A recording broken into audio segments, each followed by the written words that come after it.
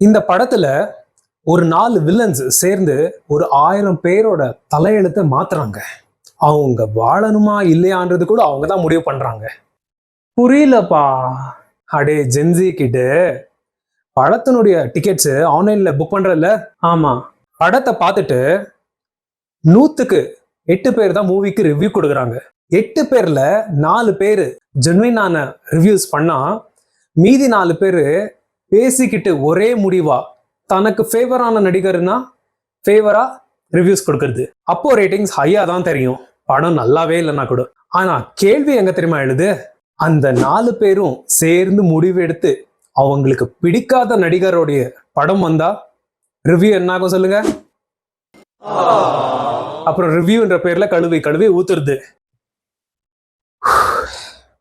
எதுக்கு அவ்வளவு வஞ்சகம்? புரியலுங்க. ஒர்க் இஸ் வர்ஷிப்னு சொல்லுவாங்க.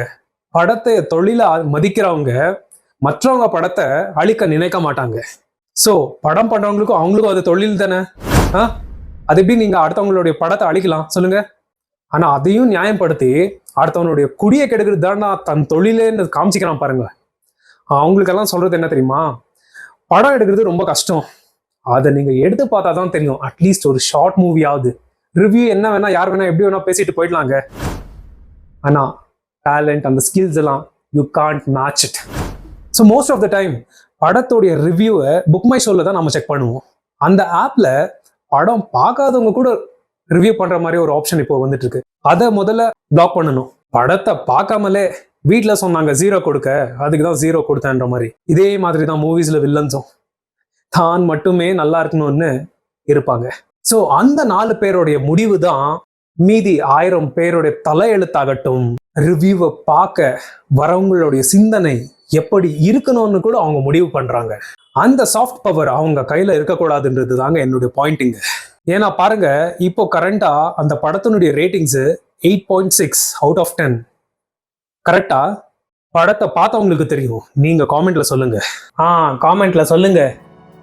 முதல்ல இந்த மாதிரி படம் ரசிக்கிறதுக்கான படம் கிடையாது, யோசிக்கிறதுக்கான படம். யோசிச்சதுக்கு அப்புறம் ஒரு விழிப்புணர்வு ஏற்படும். அதுக்கப்புறம் தான் நீங்க இந்த படத்தையே ரசிப்பீங்க.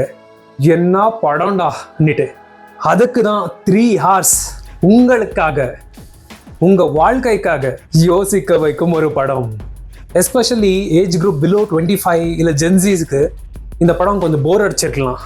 The main purpose is to wake you up. பெரியவங்களுக்கெல்லாம் இந்த படத்தை பத்தி தெரியும். வேணும்னா